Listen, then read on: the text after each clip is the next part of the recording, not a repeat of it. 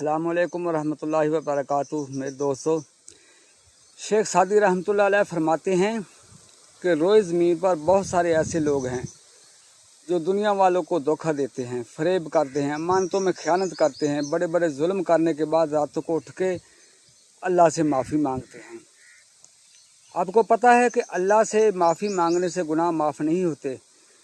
जिन चीज़ों का तल्लक हकूक़ुल इबाद से होता है, जो हम इंसानों के हक़ तल्फ़ करते हैं, दूसरों को तकलीफ़ देते हैं, जब तक उनसे माफ़ी नहीं मांगेंगे तो माफ़ी नहीं मिलेगी। हकूक़ुल्लाह का तल्लक अल्लाह से होता है। अल्लाह रब्बुल इज़्ज़त अपने हकूक़ माफ़ कर देते हैं, लेकिन अपने बंदे के हकूक़ माफ़ नहीं करते।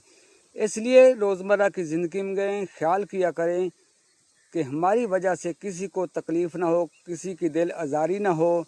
अगर हो जाए तो उस पर फ़ौरन माफ़ी मांगे। यही मुसलमान की शान है, यही इंसान में इंसानियत है। अल्लाह रब्बुल इज़्ज़त अमल करने की तौफ़ीक दे। जज़ाकल्लाह।